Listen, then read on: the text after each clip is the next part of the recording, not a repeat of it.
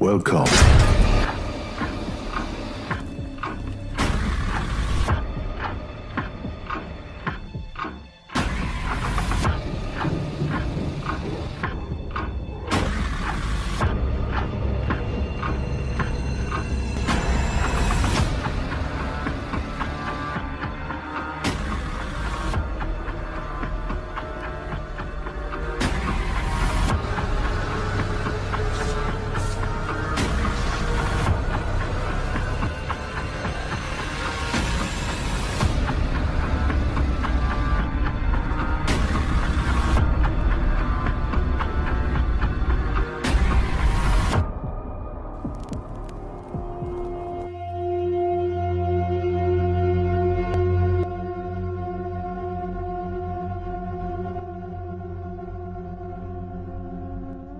Ahmad saat ini sedang melanjutkan pendidikan di bangku kuliah di suatu kota.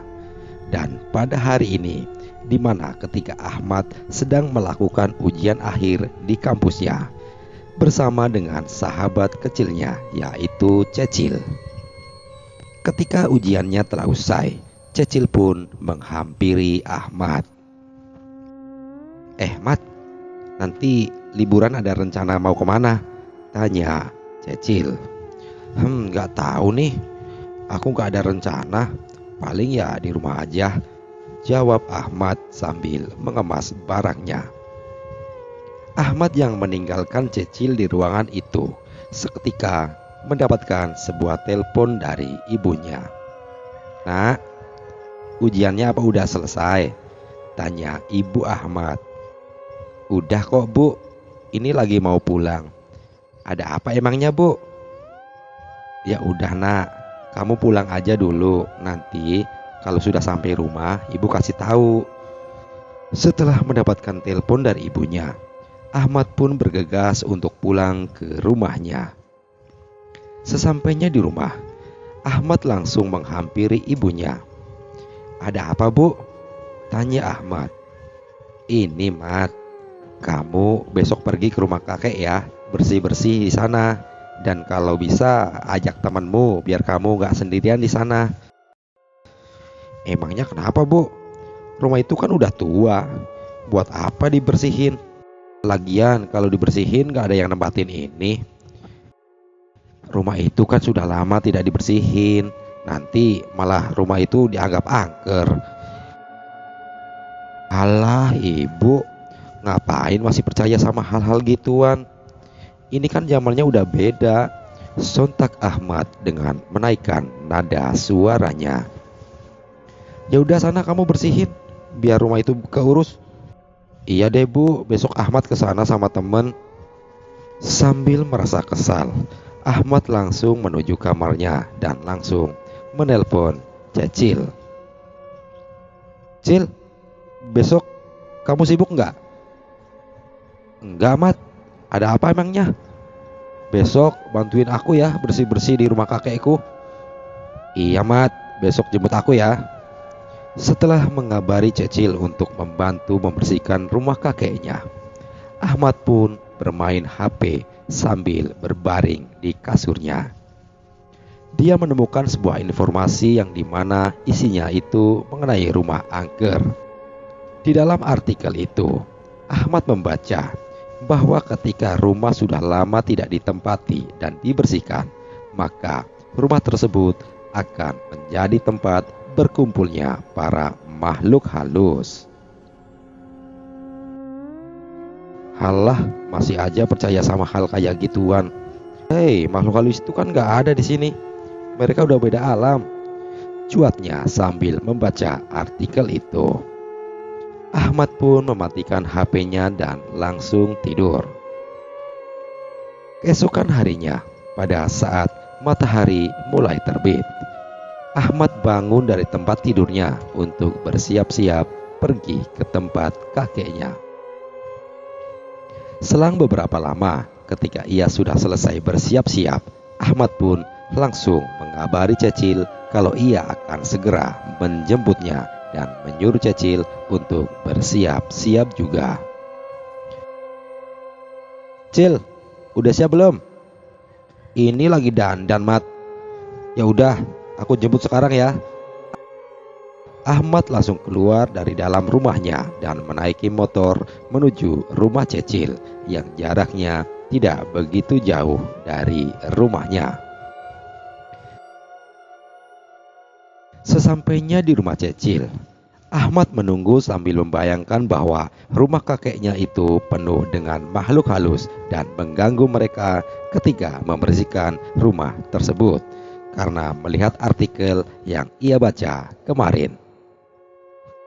Cecil yang melihat Ahmad sedang melamun datang dan mengagetkan Ahmad. Dor, woi, apaan sih lo? Ngagetin aku aja. Sontak Ahmad yang merasa terkejut. Ya lagian, kamu ngapain ngelamun sendirian? Ya udah, ayo kita berangkat. Ketika matahari sedang berada di atas kepala, Ahmad dan Cecil langsung berangkat menuju rumah kakeknya yang berada di sebuah desa terpencil, sehingga jarak dari kota hingga ke desa cukup lumayan jauh. Di dalam perjalanannya, Ahmad yang merasa penasaran dengan adanya makhluk halus menanyakan pada Cecil, Cil, menurut kamu makhluk halus itu ada nggak sih? Tumben kamu nanya hal gituan. Biasanya kamu paling gak percaya sama hal gituan. Ya aku mau tahu aja, itu beneran ada apa enggak? Kalau aku sih percaya sama yang namanya makhluk halus, apalagi mitos-mitos yang berbau horor itu. Jadi kamu percaya kalau rumah yang sudah lama ditinggal dan gak dibersihin itu bakal jadi sarangnya makhluk halus? Iyalah. Setelah mendengar bahwa Cecil percaya dengan makhluk halus itu ada, namun Ahmad masih meragukan hal itu. Bagi dia, makhluk halus hanyalah sebuah mitos belaka. Perjalanan yang begitu jauh telah ditempuh mereka selama 3 jam lebih hingga memasuki waktu sore, dan mereka masih berada dalam perjalanan. Mat, istirahat dulu yuk. Capek tahu perjalanannya jauh. Iya nih, sekalian ngisi bensin juga, sudah mau habis. Selagi Ahmad sedang menunggu antrian untuk mengisi bensin, Cecil yang sedang merasa kelaparan membeli jajanan cilok yang ada di dekatnya. Mang, beli ciloknya 5.000 aja ya. Iya mbak. Oh iya Mang, mau nanya, kalau ke desa Ngulon masih lama ya dari sini? Ya tempatnya masih lumayan jauh mbak. Kalau dari sini sekitar 1 atau 2 jam lagi, paling lama lah. Ini mbak ciloknya. Oh gitu ya Mang, makasih ya Mang. Hati-hati ya mbak ketika sudah sampai di desa Ngulon. Emangnya kenapa Mang? Sambil memasang muka bingung. Mereka masih percaya sama hal-hal mitos yang mengundang makhluk halus. Oh gitu ya Mang, makasih ya Mang informasinya. Selang beberapa menit, Ahmad telah selesai mengisi bensin motornya dan bersiap untuk melanjutkan perjalanannya. Dalam perjalanan menuju desa Ngulon, jalanan terlihat sepi meskipun hari masih sore, dan jalanan tersebut dikelilingi pohon jati hingga memasuki desa. Cecil yang merasa agak aneh dan gelisah dengan jalannya lebih memilih memperhatikan daripada membicarakannya kepada Ahmad. Setelah perjalanan panjang yang melelahkan hingga kurang lebih 4 jam, mereka tiba di desa Ngulon. Cecil yang membenarkan perkataan dari tukang cilok, melihat bahwa di sepanjang desa itu terlihat banyak sekali sesajen yang ditaruh di pinggir jalan, terutama di pohon jati yang ukurannya cukup besar. Cecil yang merasa resah dengan desa itu pun seketika menjadi takut. Mat, kok serem gini ya jalannya? Ya elah Cil, ini emang kebiasaan mereka kayak gini tahu. Tapi serem Mat, jadi merinding aku. Alah, gak usah penakut gitu dong. Aku dulu waktu kecil aja sering di sini. Biasa aja tuh. Cecil yang sedari tadi berdoa dan menyadari bahwa desa ini sangatlah menyeramkan baginya, karena jarang sekali ia melihat penduduk yang lalu lalang di jalanan. Tepat ketika langit sudah terlihat memerah, akhirnya mereka sampai di rumah yang terlihat sangat tua, kotor dan berantakan, seperti lama tidak dibersihkan. Ahmad yang sedang memarkir motornya langsung mengabari orang tuanya. Halo Bu. Iya nak, halo. Ahmad udah nyampe di rumah kakek. Rumahnya kotor banget Bu, berantakan. Jadi males mau bersihinnya. Jangan gitu nak. Walaupun berantakan juga, itu kan tetap rumah kakek kamu. Oh iya, ibu mau ngasih tahu aja, Pak Mali bersih-bersih di malam hari nak. Ahmad yang tidak percaya akan mitos itu pun sontak menaikkan nada suaranya. Halah Bu, gak usah khawatir.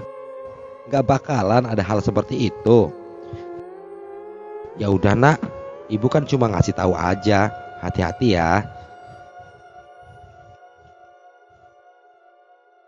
Ketika Ahmad selesai berbicara dengan orang tuanya, Cecil melihat keadaan rumah itu dan merasakan hawa yang membuat dia ragu untuk memasuki rumah itu. Mat, kamu yakin mau bersih-bersih sekarang? Ini kan udah malam, Pak Mali tahu. Loh, ini mirip orang tuaku aja deh Cil. Masih percaya sama hal kayak gituan. Ahmad dan Cecil segera memasuki rumah itu. Namun ketika mereka mencoba membuka pintu, pintu itu susah dibuka. Mereka mencoba berulang kali untuk berusaha membuka pintu dengan kunci yang dibawanya. Ahmad yang merasa kesal dan tidak sabaran memutuskan untuk menendang pintu hingga pintu itu pun terbuka. Sementara Cecil yang melihat hal itu pun geram akan kelakuan Ahmad. Mat, apaan sih? Kamu kok nggak sabaran banget jadi orang? Ya kalau nggak diginiin, mau sampai kapan pintunya mau terbuka? Ya wajar aja lah, pintu udah tua kayak gini kok. Setelah pintu terbuka, sejenak mereka melihat keadaan ruangan yang sangat berdebu dan berantakan. Aduh, kotor banget sih. Jangankan manusia, setan aja nggak bakalan betah di sini. Sontak Ahmad. Udah lama, kamu tuh dari tadi ngeluh terus. Nanti mereka datang, baru kamu takut. Aku takut? Jangan bercanda deh. Masa aku takut? Jawab Ahmad. Cecil yang merasa jengkel dengan ulah Ahmad, ia pun langsung bergerak mengambil sapu dan mulai membersihkan ruangan itu. Sementara Ahmad berjalan menuju kursi tua dalam ruangan itu. Ketika Ahmad duduk di kursi itu, ia memandangi sekitar sambil bersiul. Cecil yang mendengar Ahmad bersiul merasa kesal dan menegurnya. Mat, Pak Mali tahu, ngapain bersiul malam-malam? Merasa geram karena ditegur oleh Cecil, Ahmad pun mulai mengeraskan suara siulannya. Mat, kamu tuh dikasih tahu kok ngeyel ya? Menaikkan nada suaranya. Cil, dari tadi kamu tuh bahasanya pamali terus. Iya, aku tahu kamu gak percaya sama yang namanya mitos kayak gitu. Tapi ya setidaknya menghormati mitos di sinilah. Iya deh. Daripada kamu kayak gitu, mending bantuin sini biar cepat selesai. Ahmad yang mendengar omongan Cecil pun langsung berdiri, mengambil sapu dan mulai membersihkan kamar tidur. sedangkan Cecil membersihkan ruang tamu. Suasana yang begitu sunyi serta cahaya lampu yang tidak begitu terang menambah suasana rumah begitu menyeramkan. Kamar yang begitu berantakan, lemari yang sudah tua dan lapuk, serta barang peninggalan kakek dan neneknya masih tersimpan dengan jelas di kamar itu. Ahmad yang melihat keadaan sambil membersihkan kamar ini merasa sedang diawasi dari belakang. Namun ketika ia menoleh ke belakang, tidak ada apa-apa dan Ahmad pun melanjutkan untuk membersihkan kamar itu. Tiba-tiba dari arah luar kamar ada bunyi benda jatuh yang sangat keras. Dengar suara itu, Ahmad pun kaget. "Cil, kamu ngapain sih sampai ngejatuhin barang segala? Kaget aku nih." "Apaan sih, Mat? Aku dari tadi aja nggak pernah nyentuh barang-barang di sini. Lagian di ruang tamu kan kamu tahu sendiri, cuma ada meja sama kursi dan lemari doang. Ini udah malam, jangan bercanda terus lah, Cil." "Hei, aku nih nggak kayak kamu yang sering bercanda." Ahmad yang masih bingung dan kaget dengan suara itu tetap melanjutkan bersih-bersihnya. Namun kali ini bukan suara benda yang jatuh, melainkan pintu lemari yang terbuka sendiri dengan kunci lemari yang ada di meja.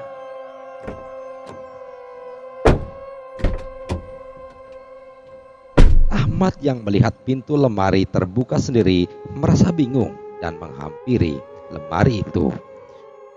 Dasar lemari tua, gak ada angin dan pintunya udah dikunci malah kebuka sendiri. Sambil menutup dan mengunci kembali pintu lemari. Saat Ahmad menutup kembali pintu lemari itu, seketika lampu di rumah itu kedap-kedip dan akhirnya mati dengan sendirinya. Mat, kok gini lampunya?" "Ya mana aku tahu, Cil." Dengan keadaan yang begitu gelap dan sunyi membuat Ahmad semakin cemas dan bingung akan hal-hal yang janggal ini. Saat Ahmad sedang mengambil HP di sakunya, ia pun merasa ada yang berbisik di telinga kirinya dan secara refleks ia menoleh ke kiri sambil menyentri kamar itu dengan HP-nya. Ia merasa takut dan bingung, namun Ahmad berpikir bahwa Cecil yang telah memanggilnya, karena di dalam rumah tersebut hanya ada mereka berdua. "Cil, ngapain kamu manggil-manggil aku?" "Apaan sih, Mat? Kamu tuh dari tadi ngehayal terus." "Jangan bohong, Cil. Aku tadi dengar ada suara yang memanggil nama aku." "Udah deh, Mat. Kamu nih jangan bikin aku takut. Udah tahu lagi suasana gelap gini." Ahmad yang mendengar perkataan Cecil menjadi semakin takut. Dan lagi pintu lemari itu terbuka dengan sendirinya. Setelah melihat kejadian itu, Ahmad langsung keluar dari kamar dan menghampiri Cecil. "Cil, kayaknya rumah ini serem deh." "Cil, kayaknya rumah ini serem deh." Cecil yang bingung melihat Ahmad yang tidak biasa menampakkan wajah takutnya kini semakin percaya dengan adanya makhluk halus dalam rumah itu. "Kamu sih makanya kalau dikasih tahu itu tetap dengerin. Walaupun kamu gak percaya, tetap aja kita harus hormatin sama budaya yang ada di sini." "Iya deh, Cil, kali ini aku yang salah." Tiba-tiba lampu kembali hidup dan mereka mendengar suara wanita tertawa dengan sangat jelasnya.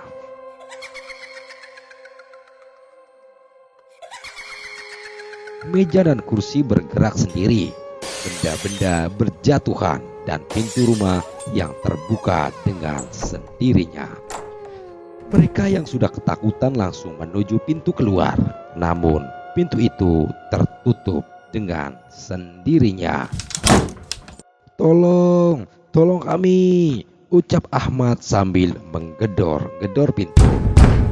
Mat, tenang Mat, jangan khawatir, kita hanya harus berdoa dalam keadaan seperti ini. Ahmad yang sudah mencapai batas ketakutannya secara refleks menendang pintu itu berkali-kali hingga terbuka. Mereka pun langsung pergi keluar dengan tergesa-gesa. Tapi saat mereka hendak menyalakan motor, pintu rumah itu menutup dengan sendirinya.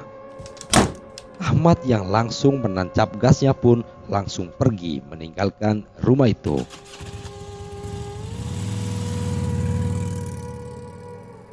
Gelap, sunyi, dan sepi jalanan pada malam hari membuat mereka semakin panik. Tidak hanya di rumah itu saja mereka diganggu, tetapi ketika di perjalanan juga mereka diganggu. Mereka mendengar lagi suara tertawaan yang mereka dengar di rumah kakek Ahmad. Makin panik dan takut, ia menambah kecepatan motornya. Mat, gak usah ngebut kali. Aku tahu kamu takut, tapi ya seenggaknya kita pulang juga harus selamat. Ahmad yang tidak mendengarkan perkataan Cecil semakin menambah kecepatannya. Perjalanan yang mereka lalui hingga menuju jalan besar cukup memakan waktu yang lama. Dengan perasaan yang panik dan takut saat di perjalanan, Ahmad pun menyesali apa yang ia perbuat dan harus mendapatkan hukuman dari apa yang dia lakukan. Baru kali ini aku sampai ketakutan seperti ini. Sepertinya makhluk halus itu memang ada, dan kita harus menghormati budaya yang ada. Ayo, sifat kamu tuh harus dirubah, Mat. Jangan kayak gitu lagi. Iya deh, Cil. Aku minta maaf sama kejadian yang tadi.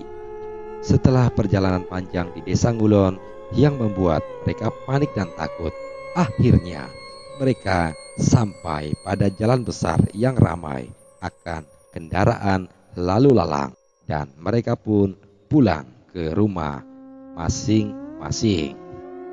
Demikian cerita kali ini. Sekian dan terima kasih.